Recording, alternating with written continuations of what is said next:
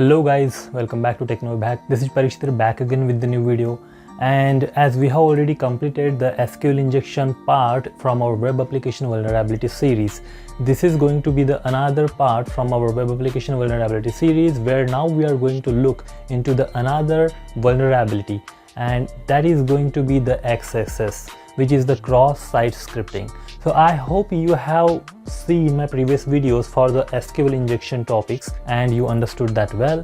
And in continuation with this series, now we are going to look into the XSS with the similar way. So we'll see what is XSS, what are its types, and how to remediate it. So I'm sure that you might have aware about the XSS or cross-site scripting vulnerability, as there are again couple of videos are definitely available on the internet and YouTube as well. But we are not only just going to cover the what is part, we are also going to cover how to do it, right? I will also show you like how you can penetrate it, or how you can take advantage of these vulnerabilities, or how you can find this kind of vulnerability in the different website, right? We are also going to see this part as well, and we will also look up into all three types of the part, and we'll see how you will perform this kind of attack, and again along with that we will see how you will remediate it, right? Alright, so let's begin it guys. So XSS is the cross-site scripting. So this is also a type of injection attack, and here what happened is like an attacker create any kind of malicious script, and he injects this malicious script into a web application, into any kind of a form, or let's say contact form or any search field, and then the script goes and browser execute it, right? So this is what happened here. So it can be very dangerous because the script could be anything. The script could be like stealing cookies, and all these things are the basic stuff in the XSS part, but it can be more severe than this as well, where a user or attacker can create such kind of script which will give the cookie of a user who is logged in. It will be directly transferred to the someone like an attacker, let's say, right? And here also we have three types in XSS. So where first will be the reflected XSS, another will be the stored XSS, and the third one will be the DOM based XSS, which is the document object model based cross-site scripting, they called it, right? So in the first part we will see what is reflected XSS. Alright, so without getting any delay guys, let's get started with the reflected XSS, where I will teach you what it is, how you can do it, and remediation part later we will see in the next videos, right? So before moving to the video, if you are new to the channel, please subscribe and hit the bell icon so that you will not miss the next videos that are going to come, and hit the like button if you like this video. So let's get started.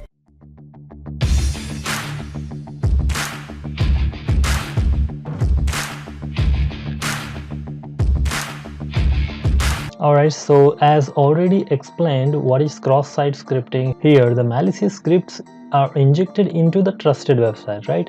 And it could be in the search field or any kind of contact form, and this is what I have already explained you, that attacker can inject any kind of script into this kind of form, where the browser will take it as a request, and it will execute this script in the immediate response. Okay, so this is what will happen, and this is exactly the cross-site scripting, right? And there are three types, as I have already told you about it, as one is the reflected, and next is the stored, and another one is the DOM based XSS, which is nothing but the document object model based XSS or cross-site scripting. So in this video we are going to see what is reflected first of all. Okay, so next we'll definitely look into the stored and DOM based XSS as well. So let's go ahead and let's see what is reflected first. Okay, so in reflected, what happen is like when the application receive a data in the HTTP request, as I said, like attacker can inject any kind of payload or any kind of script into a search field, and when application receives it in the form of a HTTP request. So now what happened again, that application includes that data within the immediate response in an unsafe way. So the malicious script could be injected using any URL or any field, or even via the post method. Okay, so like let's consider it by using an example.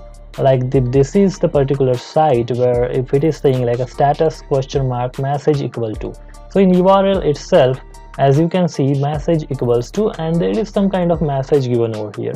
So instead of message, you can just put any kind of script here, and let's see whether we are like, or the application receives it in the form of HTTP request, and then it it executed it and it provided us back the response with the script execution. So let's see that. So we can like try this kind of things as well. And why it happened? Because application doesn't perform any kind of processing on the data, and that's why attacker can easily construct this kind of attacks, right? So he can, like as I said, we can put any kind of script here, and it should be like a script, and under the script tag we can mention here anything that will get executed in there. And for example, if we'll see, we can like execute any kind of alert, or we can execute any kind of cookie stealing alert or something like that. Okay, so this is nothing but your reflected accesses, guys. Okay, and now let's understand this by using an example, and we'll see how you can perform it, right? So let's do first of all the code figure lab. Before that, I will show you how you can do it on any kind of a website. You are searching in here and now you want to try some of the payload in here, right? So let me just create any normal script here, like which will just alert you the number 1 or anything, or hello or anything, right? So let's just close this script tag, and now let me just put it into the search field. Let's say go, and this did not work. Let's see what is the issue here. So script alert hello, and then script. Let me put it into the single quote because this is a string, and we'll see go. Oh, you can see now this worked. So it is giving us the pop-up or alert on the screen, right? You can see that. And in the payload we can also modify here just like anything, like 1 or anything, and then we'll put it here, and let's say go. You can see this is like the pop-up we have here.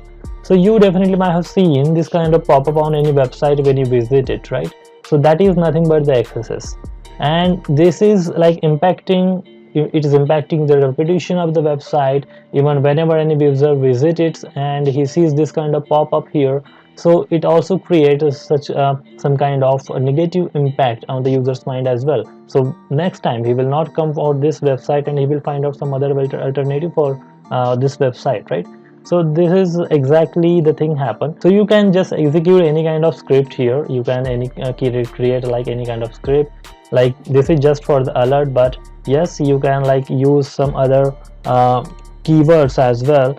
Or let's say like if alert is not working, you can also do like a prompt, and this will be hello.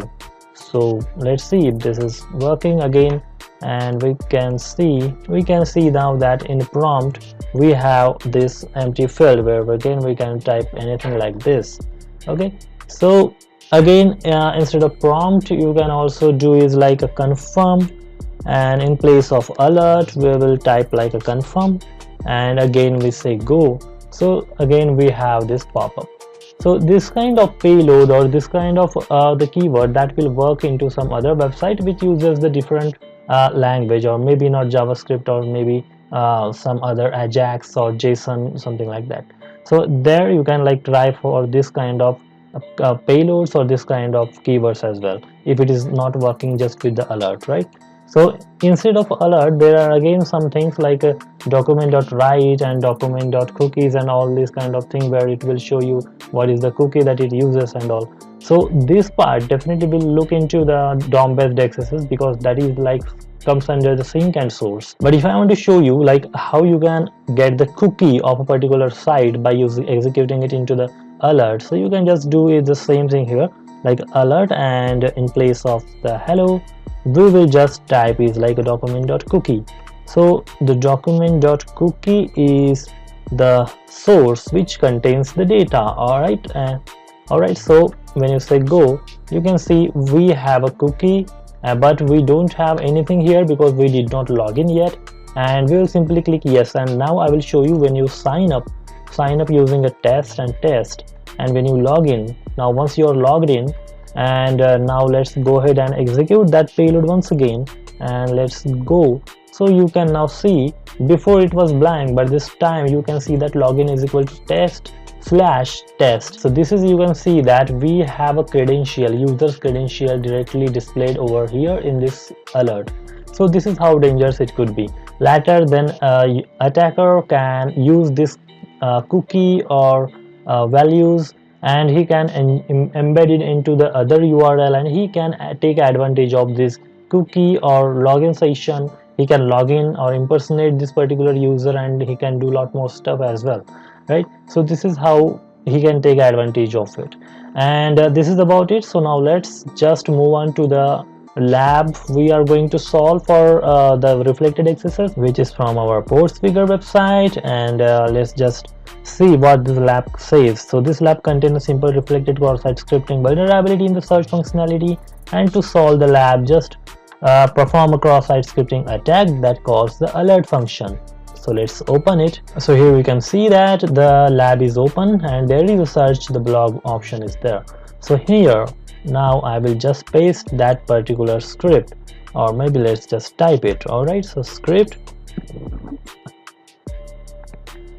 and we'll do a normal alert here. Okay, so we'll say 1, and we'll do is like /script. So this is closing, and let's just search for it. You can see it just popped up the 1. So that's all, the lab is solved. This was just the intention for this lab, that how you can simply generate some kind of pop-up on any website if a cross-site scripting or a reflected cross-site scripting vulnerability is there, right? So this way, like, you can take advantage of it.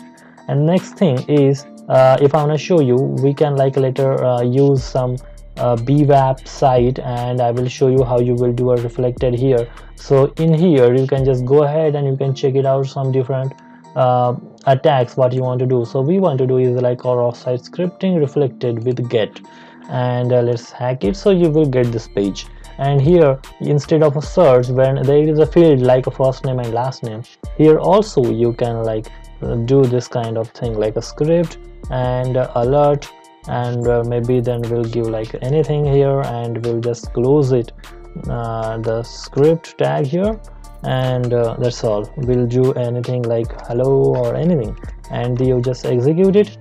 So welcome this one, but I think we did not get the pop-up. Maybe there is something we did mistake. Yes, script, and we'll do is like alert, and in there we'll do like 1, and maybe yes, I think the mistake was that was a string we just typed before, and we did not give a single quote. But yeah, let's type that once again with single quote, and this is something like that. And now this time we'll do is like script tag closing. Okay, and that's all, and it could be anything here, and let's execute. Yeah, now you can see that the alert we have here. So that's all. Here we can see this is the way that we have just simply solved this lab.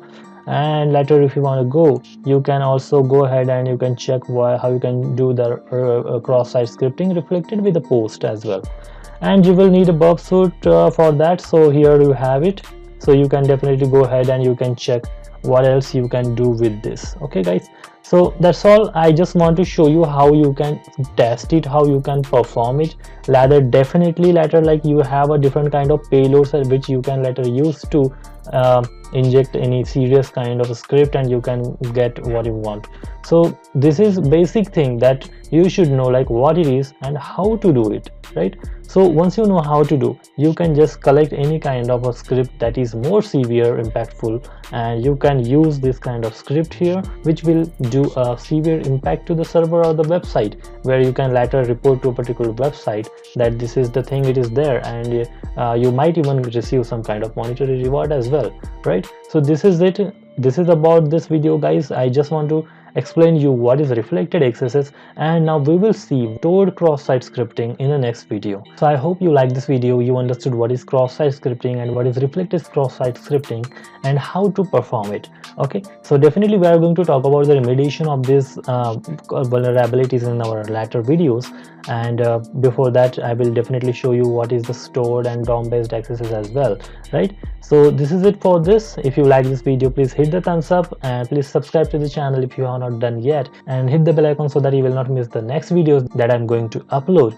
So thanks for watching, guys. Have a great day, and I will meet you in the next video. Till then, have a great day and bye bye.